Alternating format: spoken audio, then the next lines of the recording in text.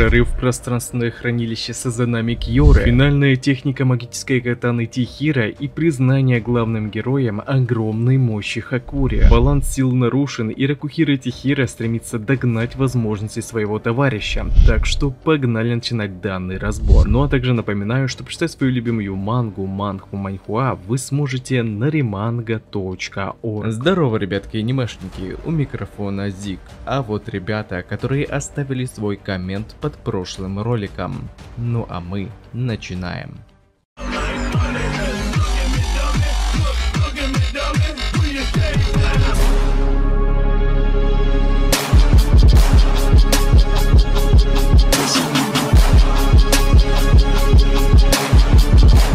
Глава начинается с того, что главные герои обсуждают раскрытие магии Хакури, ибо в реальности он оказался никаким не слабаком, а настоящим гением мира магии. За все это время Сиба впервые увидел, чтобы кто-то владел сразу двумя типами магии, а он на минуточку прошел войну с Эйтей, но даже среди тамошних магов не было настолько талантливых экземпляров. А подтверждение таланта Хакури стал тот факт, что он смог овладеть своей второй магией буквально в кратчайшие сроки, на что не способны большинство магов в их мире. Сильнейший противник из отряда Тоу был повержен, остальные же его члены хоть и пришли в сознание, но были не в лучшем состоянии. Кьора, наблюдая за обстановкой по камерам, видел все происходящее и был несколько огорчен смертью своего сына. После сражения Тихира с Тенри, получившего буст силы от камня Детен, катана рассекающего облака окончательно сломалась и полностью пришла в негодность. По словам ГГ, теперь сила катаны была полностью израсходована, но Сиба не видел в этом большой проблемы, ведь им только осталось пройти в Нагину Джоэн и через аварийную дверь попасть в пространственное хранилище клана Сазанами, где как раз таки и находится седьмая магическая катана Тихира и вторая под названием Истинный Удар. Но войдя в Нагину Джоэн, главных героев постигло полное разочарование. Аварийная дверь в пространственное хранилище была разрушена. Это стало шоком не только для КГ, но и для самих Тоу, которые даже не подозревали, что то, что они так отчаянно защищали, уже было разрушено. Кьора же поведал нам, что целью того, что он позволил незваным гостям обнаружить аварийную дверь, нужно было для выманивания противника и уничтожения владельца катаны Небеса Бездны Ракухира Тихира. Ну а так как они выжили, глава клана перестраховался и уничтожил единственный проход в пространственное хранилище из реального мира. В этот момент Тихира был в недоумении, ибо получается Тенри отдал свою жизнь ради того, чтобы защитить никому не нужные развалины, но Кьора так не считал, ведь жертва его сына позволила им лишить противника их силы и оружия. И теперь они являлись легкой добычей для отряда Тоу, которые не могут допустить, чтобы смерть Тенри была напрасной. В такой ситуации Сиба предложил лишь отступать, ведь глава клана Сазанами с самого начала все спланировал так, чтобы у них изначально не было шансов на победу. Вот только такой исход ввел главного героя в еще больший ступор, ведь они приложили столько усилий и были уже буквально в пару шагах от возвращения магических катан, и после всего этого они вот так просто уйдут ни с чем. Но тут в игру вступает Хакури. Активировав магию прародителя их клана, он моментально выносит оставшихся Тоу настолько быстро, что это даже не было показано. После этого он направился непосредственно к своему отцу Нарукудзаичи, ведь хоть их пространственные хранилища и находились в разных местах, но так как они работали по одному и тому же принципу, Хакури знал, как в него попасть. Тут же нам, кстати, таки показали реакцию его отца на то, что он унаследовал силу первого главы их клана. Я, конечно, ожидал, что тут будут слезы, сопли и крики, но как взрослый человек Кьора показал сдержанную реакцию. Он, конечно, сожалеет о том, что не смог разглядеть талант своего сына раньше и полностью понимал, что это была его собственная вина. Но сейчас они враги и больше ничем не связаны друг с другом. Хакури же и раньше хотел отказаться от своего отца, но все это время он терпел издевательства лишь потому, что хотел, чтобы он снова похвалил его. После чего Хакури попытался воздействовать на хранилище своего отца и понял, что ему никак не удастся управлять им, а значит и вытащить что-то у него не выйдет. Но Хакури удалось переместить в пространственное хранилище Кьоры свой предмет, то есть он сможет помочь ГГ попасть внутрь. И затем Хакури перемещает Тихира в другое пространство прямо над кейсом его магической катаны. Кьора хоть и был в шоке, что ему удалось проникнуть в его хранилище, но он не видел в ГГ уже такой опасности, ведь его катана, рассекающего облака, была сейчас бесполезна. А значит, все, что ему сейчас остается, это приложить все усилия, дабы не позволить позволить ему вернуть себе 7-ю магическую катану, ибо это пространство полностью принадлежит только ему, и только он может им управлять. Тихира был сейчас не в очень выгодном положении, однако после он делает невозможное. Как потомок семьи Ракухира, он приказывает катане собраться воедино и активировать свою финальную технику Мэй, атакуя противника чрезвычайно мощным разрядом молнии. После этого катана не то что окончательно сломалась, она буквально рассыпалась, превратившись в пепел. Видать, только сила крови Ракухира, создателей магических катан, способна сотворить такое. Вот только данная ситуация дала главному герою понять, что они с Хакури вовсе не равны, как он считал в начале главы. Ведь его товарищ превзошел его сейчас не только в способностях, но и силой духа. Ибо Хакури был полон решимости остановить зло, даже если для этого придется уничтожить собственную семью. А вот Тихира уже дважды оступился, когда не смог убить Сою и не прикончил Тенри, поскольку его собственная решимость была не настолько сильна. Однако теперь, активируя катану Небеса Бездны, Ракухира собирается доказать свое право владеть магическим клинком, одержав победу над Кьорой, находясь во владениях противника. Глава на этом подошла к своему концу. Хакури снова удивляет, он оказался настолько талантливым магом, что смог проникнуть в чужое пространство. Но еще было приятно увидеть, что наш ГГ не твердолобый и способен принять свои ошибки. И теперь, дабы не отставать от своего напарника, он готов выложиться на полную, сразившись насмерть с главой клана Сазанами, против которого боится пойти даже госорганизация Комунаби, так что следующая глава будет чрезвычайно интересной. И также не забывайте, что прочитать свою любимую мангу и не только вы сможете на remanga.org.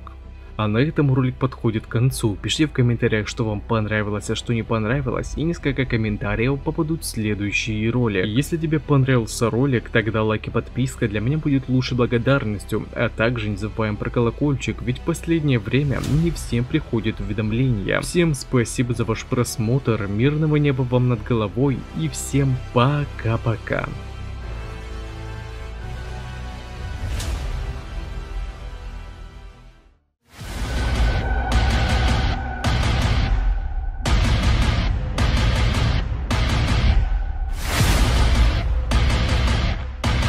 Tiraram suas 6 espadas mágicas, mas não conheciam a 7ª. Vou matar cada mago negro e recuperar as espadas do meu pai. Tentem.